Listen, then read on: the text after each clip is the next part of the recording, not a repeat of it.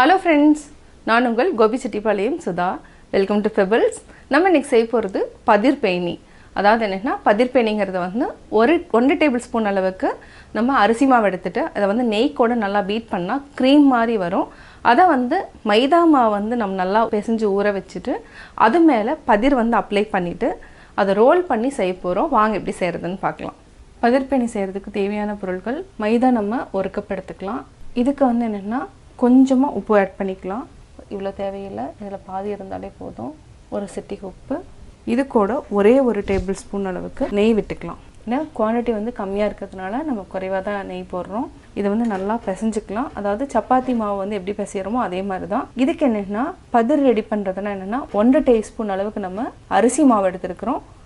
அரிசி மாவு 1 table spoon நெய், இது ரெண்டையும் நல்லா மிக்ஸ் பண்ணணும். அதாவது கை விடாமல் ஒரு 2 நிமிஷம் வரைக்கும் நல்லா மிக்ஸ் பண்ணிவிட்டு பதிர் வந்து கரெக்டாக நெய் மாதிரி ஒரு க்ரீம் மாதிரி வரும். அதுக்கப்புறம் நம்ம வந்து மைதா மாவு சப்பாத்தி மாதிரி பிசைஞ்சிட்டு பதிர் ஆட் பண்ணி செய்ய போகிறோம். அது மேலே வந்து நம்ம தூவுறதுக்காக சர்க்கரை, ஏலக்காய் இதை வந்து பொடி பண்ணி எடுத்து வச்சுக்கலாம். இப்போ எப்படி செய்கிறதுன்னு பார்க்கலாம். ஒரு சின்ன பாத்திரத்தில் நம்ம அரிசி மாவு ஆட் பண்ணிக்கலாம்.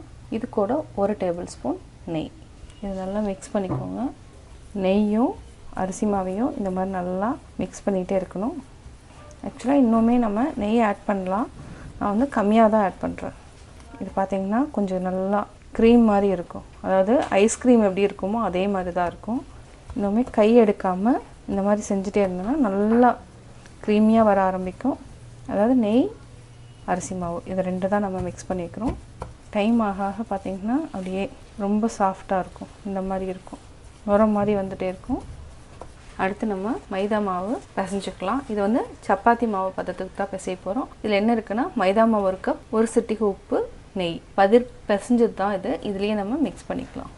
இது வந்து என்னென்னா சோமாஸ்க்கு செய்கிற மேல் மாவு தான், அதே மாதிரி தான் செய்ய போகிறோம். நீங்கள் சோமாஸும் பதிர் பேணியும் செஞ்சிங்கன்னா இதே மாவையே நம்ம சோமாஸ்க்கு யூஸ் பண்ணிக்கலாம். நெய் நல்லா மிக்ஸ் பண்ணிட்டோம். இப்போ கொஞ்சம் கொஞ்சமாக தண்ணி ஆட் பண்ணிக்கலாம். இதை வந்து சப்பாத்தி மாவு பதத்துக்கு பிசைஞ்சு எடுத்துக்கலாம். இது நம்ம ஒரு 10 மினிட்ஸ் கிட்ட ஊற வச்சுக்கலாம். இப்போ மூடி வச்சுக்கலாம். 15 மினிட்ஸ் ஆகிடுச்சு. இப்போ நல்லா பார்த்திங்கன்னா சாஃப்ட் ஆகிடுச்சு. மாவு பார்த்தா நல்லா ஊறி இருக்குது. இந்த மாதிரி இருக்கணும். இதை வந்து நம்ம சின்ன சின்ன உருண்டைகளாக போட்டுக்கலாம். அதாவது ஒரு 5 பாகமாக பிரிச்சுக்கலாம். 5 அல்லது 6 எல்லாத்தையுமே நல்லா ரவுண்ட் பண்ணியாச்சு. இப்போ நம்ம சப்பாத்தி கல் இல்லைன்னா டைரெக்டாகவே நம்ம தேய்ச்சிக்கலாம். இப்போ நம்ம வரமாவு மட்டும் எடுத்துட்டோம், இதெல்லாம் தேய்ச்சிக்கலாம்.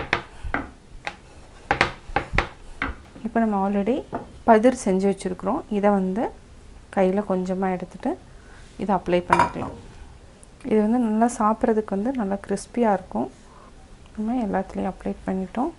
இப்போ அடுத்தது நம்ம தேய்ச்சிக்கலாம். 2 சைடுமே அப்ளை பண்ணணும்.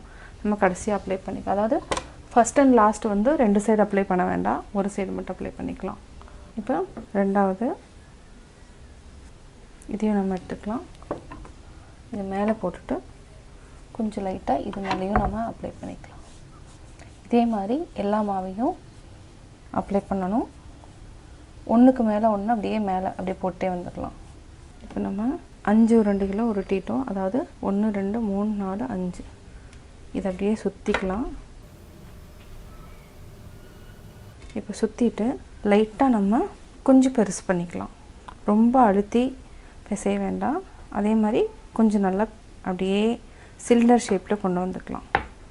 கொஞ்சம் லைட்டாக ஸ்டிக்கியாக இருந்துச்சுன்னா கொஞ்சம் லைட்டாக வரமாவு தேய்ச்சிக்கோங்க. இப்போ நம்ம அப்படியே சின்ன சின்னதாக கட் பண்ணிக்கலாம்.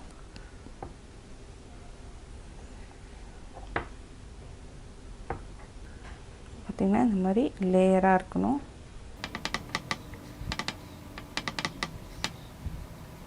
இப்போ நம்ம தேய்ச்சிக்கலாம். இந்த மாதிரி தேய்ச்சி எடுத்துக்கலாம். எல்லாத்தையுமே தேய்ச்சி எடுத்துக்கலாம்.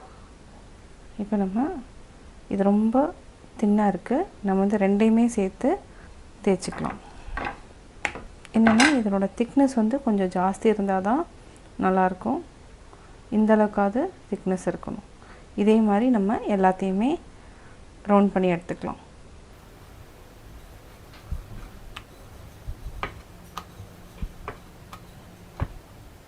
இது மாதிரி எடுத்துட்டோம். இப்போ டீப் ஃப்ரை பண்ணி எடுத்துக்கலாம். இது வந்து லேயராக வர ஆரம்பிக்கும். இது வந்து மீடியம் ஃப்ளேமில் வச்சு தான் நம்ம வந்து டீப் ஃப்ரை பண்ணி எடுக்கணும். ஹை ஃப்ளேமில் வச்சிங்கன்னா அந்த லேயர் எல்லாமே பிரிஞ்சு வந்துடும். இப்போ பார்த்திங்கன்னா நிறைய லேயர்ஸ் ஃபார்ம் ஆகிருக்கும். இது நல்லா பொன்னிறமாக வர வரைக்கும் நல்லா ஃப்ரை பண்ணிவிட்டு அதுக்கப்புறம் எடுத்துக்கலாம். இப்போ எடுத்துக்கலாம். எண்ணெயை நல்லா வடிச்சிட்டு எடுத்துக்கலாம்.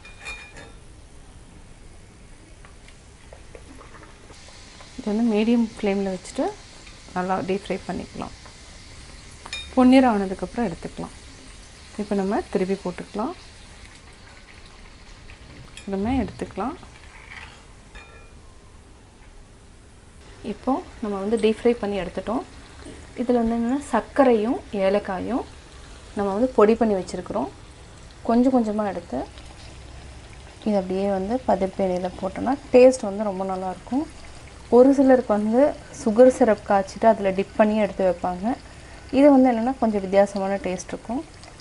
இது வந்து 2 சைடுமே நம்ம சுகர் போட்டுக்கலாம். சுவையான பதிர் பேனி ரெடி. பதிர் பேனி எப்படி செஞ்சேங்கிறத பார்த்தீங்க. நீங்களும் வீட்டில் ட்ரை பண்ணி பாருங்கள். இது வந்து என்னென்னா சின்ன சின்ன ஃபங்க்ஷனுக்கு வந்து நம்ம ஈஸியாக செய்கிற டிஷ் தான். இது வந்து வீட்டில் இருக்கிற மைதா மாவு இல்லைன்னா கோதுமை மாவு எதில் வேணாலும் செய்யலாம். மறக்காமல் ட்ரை பண்ணி பார்த்துட்டு உங்களுடைய கமெண்ட்ஸ் எனக்கு சொல்லுங்கள். பிடிச்சிருந்தா லைக் பண்ணுங்கள். மறக்காமல் சப்ஸ்கிரைப் பண்ணுங்கள்.